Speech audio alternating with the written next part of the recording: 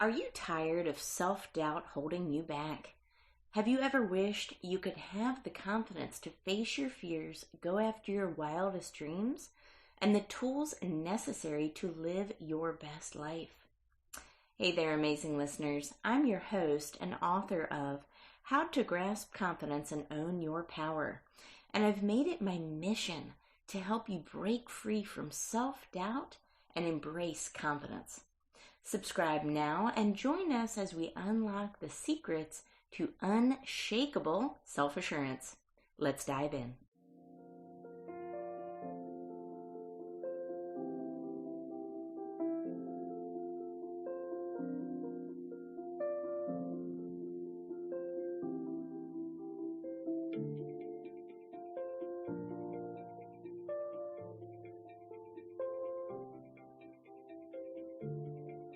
Hello, and thank you for tuning in to another episode of Grasp Confidence Podcast. My name is Tara LaFon Gooch, and today we are interviewing the one and only Peter Shankman.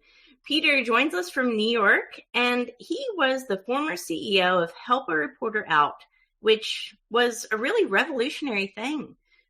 People, ordinary people, not celebrities, were able to actually get in contact with reporters and add a lot of value to the press, which was incredible.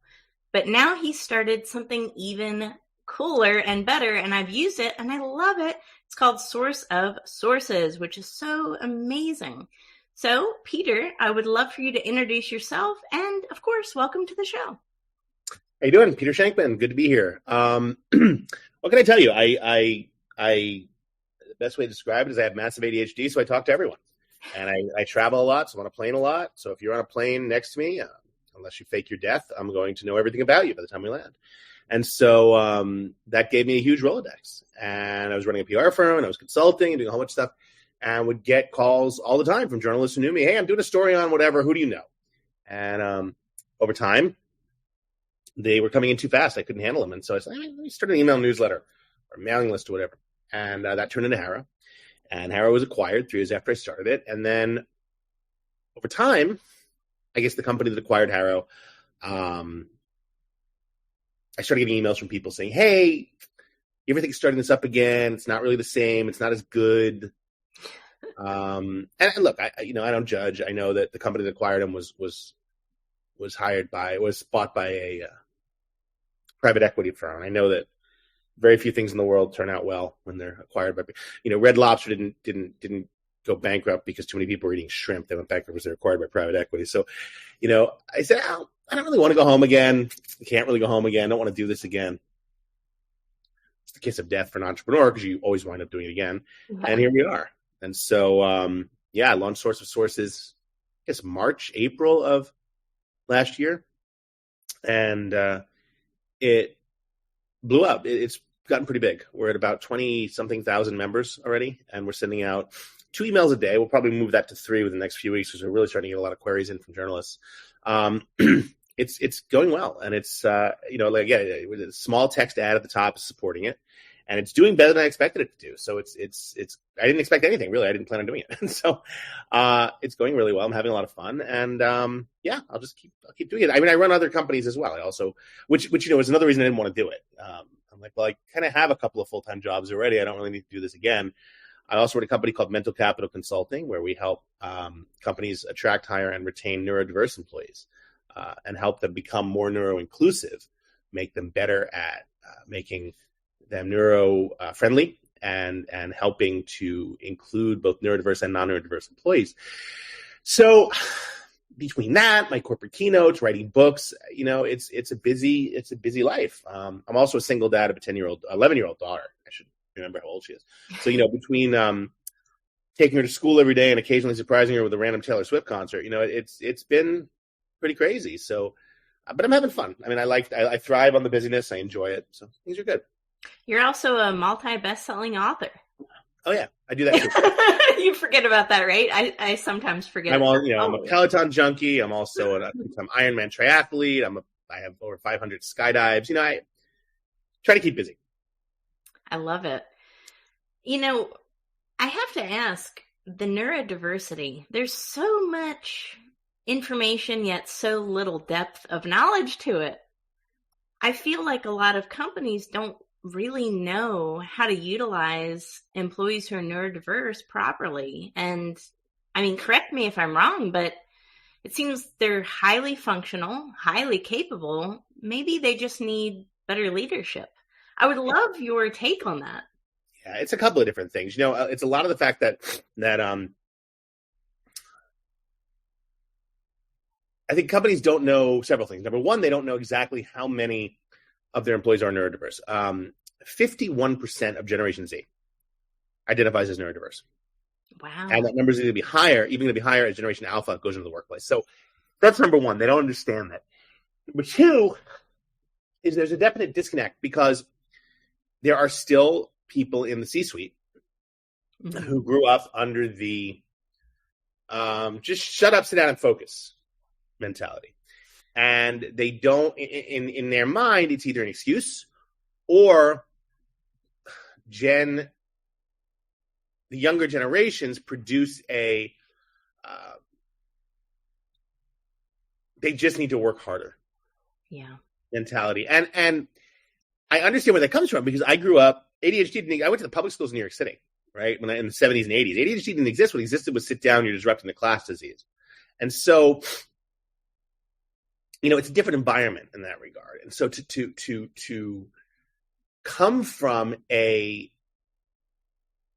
place of we all need to be the same, we all just need to work, and you'll get it done, doesn't necessarily work anymore. And companies that are embracing neurodiversity are actually finding a happier workforce, an increased productivity output, and increased profits.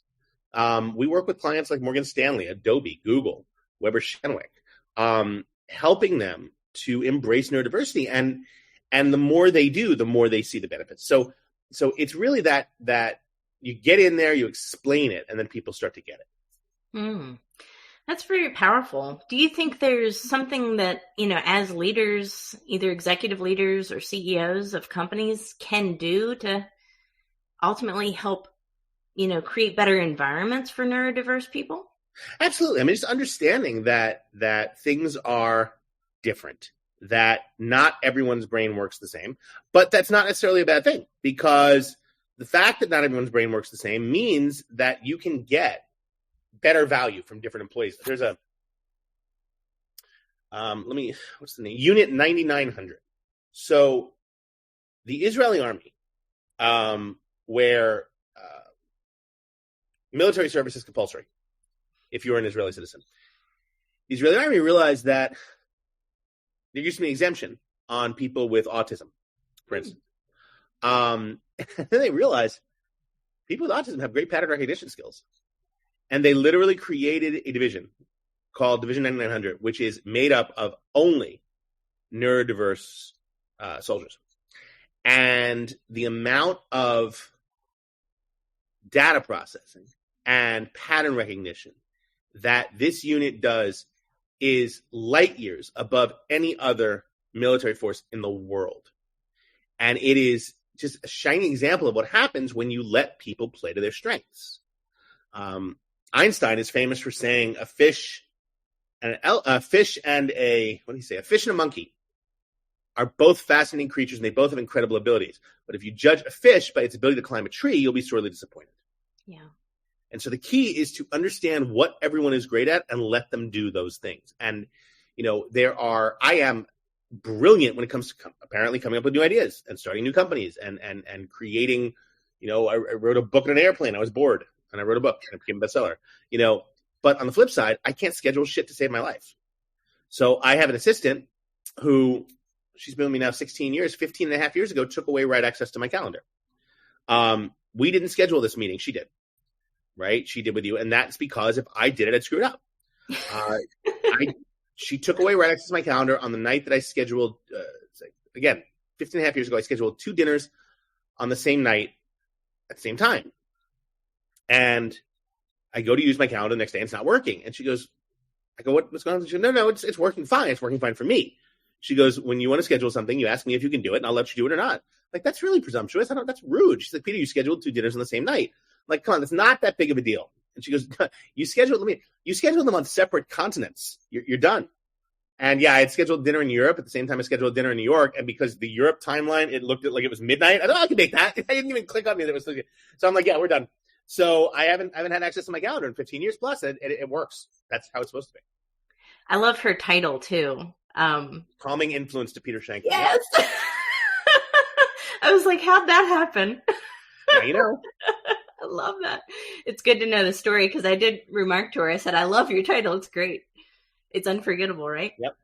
But you're right. We have different abilities. And, in the corporate construct, it's not always easy. When I was in corporate, I didn't flourish because I have some, neurodiversity, and it's okay. But for a long time in my life, I thought that my ADD was a curse and that I was a failure. And I don't think that's uncommon, Peter. What do you think about that? I don't think it's uncommon. Like I said, when I was growing up, I was told to sit down, interrupting the class. I had a teacher that said, "Why don't you just sit in the back and sleep?" It was brutal. And the problem is that kids hear this at as early as age 5, and they spend the next 20, 30 years being told they're broken, and then they have to spend the rest of their lives undercutting that, coming out of being broken. I mean, today's Monday, so if it's Monday, I'm going to therapy, right? And I've been going to therapy for, I don't know, since I was 15. Right. And my therapist, who I've been with now for, I don't know, since 2005, the same therapist, my last one died. A lot of the work has been focused on me getting over my imposter syndrome, getting over the fact that I believe that all the success I've ever had has been a fluke, all that stuff. And, that comes from years of being told, sit down, interrupting the class. And imagine if we started with kids today and they're diagnosed with neurodiversity, we say, awesome, you've just won the lottery. This is the greatest gift. I wrote a kid's book based on that. I wrote a kid's book called The Boy with the Faster Brain, because my whole premise was if we could stop kids from feeling broken at age 5 and rather start teaching them they're gifted, their lives might change a lot. Absolutely, for sure.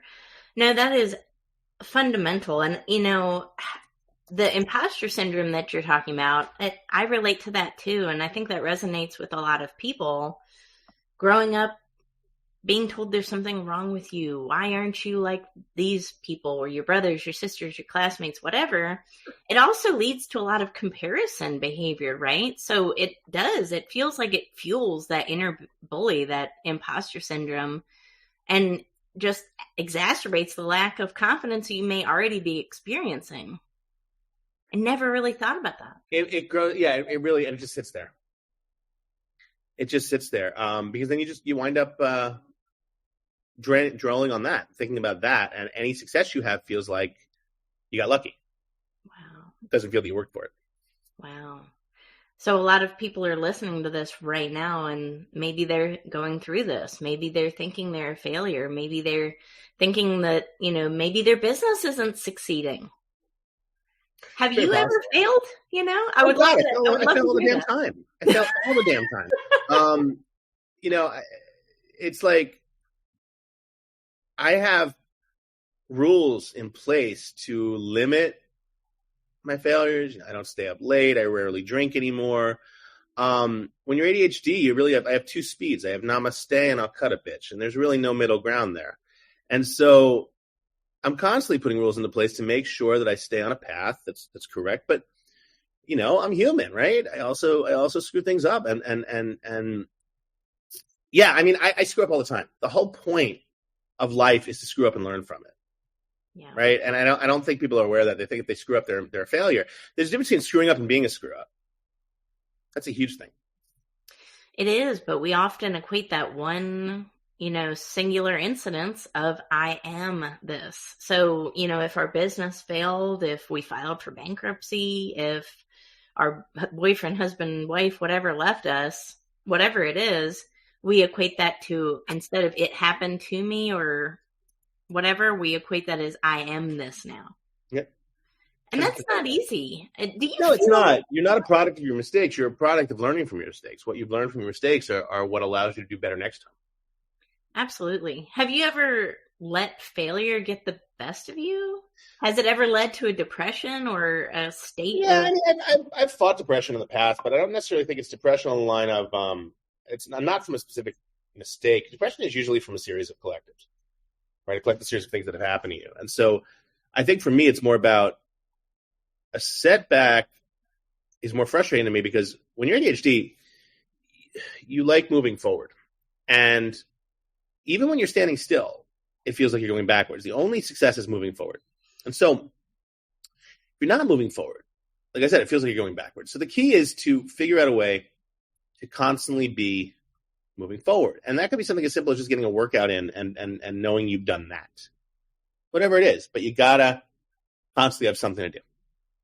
Absolutely. Something that's constructive that, if it leads to growth, then it'll lead to something bigger. You just keep doing those things. And exercising, incorporating that, I feel like helps with ADD. I feel like meditation also helps, mindfulness, potentially writing, because it's a very anything that pops the dopamine vein, anything that pops the dopamine serotonin vein in your brain can do it. For me, it's skydiving, it's running, it's getting on a plane, it's public speaking, anything that gives you that dopamine hit. There's a reason that we have such, essentially our lizard brains kick in. And there's a reason that certain drugs are so popular and so powerful and so hard to quit, because how do we get off that feeling, right? We like that dopamine is a great feeling. The problem is if you're not getting it naturally, you have to take more and more of it for your body to remember it. But, there's a reason that when I come down from a skydive, I'm high as a kite. I get off this jump and I'm like, my God, I either sit down and write 10,000 words in 2 hours or I did it again. So, there's I remember the comedian, but someone said,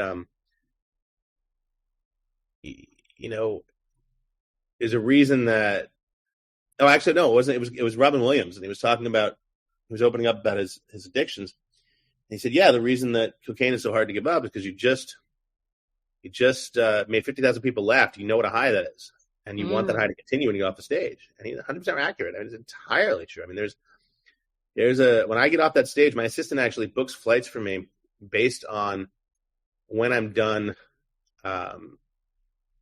with my keynote. She tries to get me in a plane in a seat within 2 hours, because that way I fall asleep. If I've been in airports where I've had an amazing keynote and I'm waiting to fly back and the crash comes, right? Dopamine starts to fade. I'm in this, waiting to board the plane. And, I'm just, it's that much of a high. So yeah, you need to control and understand how your body processes that. But that's why I do so well on planes. I love that. How has this affected your confidence as an entrepreneur? Do you feel like it's something that you can utilize to enhance your confidence and your ability to start companies and be successful? I think it is. One of the things about ADHD is that you tend to process the highs and they're hard to remember. Lows are what you do. I'll give a speech and 49,000 people, 49,999,000 people stand up and give me a standing ovation. One guy does it in the 47th row, and he's the one I notice. Right. It could be, for all I know, it's because he's a quadriplegic and can't stand up. But in my head, because I'm terrible. So, we tend to process the lows much more than the highs. But in the end of the day, the highs are what propel us to do that next great thing. So the key is to constantly remember the highs. Yes, absolutely. And you have a lot going on right now. You're on TV. You're, of course, starting your company. You're more than one company. You're doing a lot of really big things in this world. But, we talked a little bit about your past and that it wasn't always this way. But I would love to know, was there a moment, a transformation, a catalyst that kind of woke you up to your higher potential and gifts? I think, I always knew I was different. I think a lot of what happened is over time, I realized those differences could be good. I couldn't figure out how come I start and sell a company and that's not really that hard, but I can't make my marriage work. Right? Or I could do all this stuff and I can't remember to take out the trash or whatever. And I realized that it comes down to how the brain functions, and that I can do those things, but I have to create, again, those rules and rituals to make those happen. So yeah, that was sort of, I guess, how I started to learn about it. Maybe 10, 15 years ago, maybe 20 years ago, when I started to realize, everyone's saying I'm different isn't necessarily a bad thing, right? Tastes like chicken is not a compliment. Right? Right. You want to stand out. You do. Absolutely. And, that's your brand that you've built is standing out, is being different. It's not being afraid to go against the grain and, say things that other people maybe don't say or are afraid to say, right? It's 100%. You use your platform, as your voice box to kind of do that. But again, that takes a lot of confidence, Peter. Not a lot of entrepreneurs are sometimes ready for that, the amount of confidence that takes to be authentic and show up as you are. Yeah.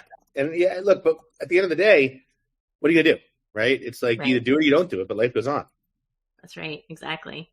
And it certainly helps to have a supportive environment as well. I talk about that all the time, that's when we are able to sometimes get to our greatest level of potential. Oh yeah, no question about it. Yeah. And you with your secretary, you with your assistant, she's been transformative, it sounds like. And 100%. Yeah. So it's amazing. Well, I would love to hear any other, last words of wisdom that you have for somebody, again, maybe somebody that's on this journey. They've thought for a long time they're a failure. They're not confident. Maybe they think they can't start that business and that something's holding them back. Maybe it's neurodivergency or something different. Do you have advice for somebody like that? I feel like, yeah, I think that the best advice I can give you is that the highway is littered with failed ideas for businesses that didn't fail because they were bad ideas. They failed because they never got started. Ooh. So you want to start. The worst thing that happens is it fails. You learn something, you start again. You do something else.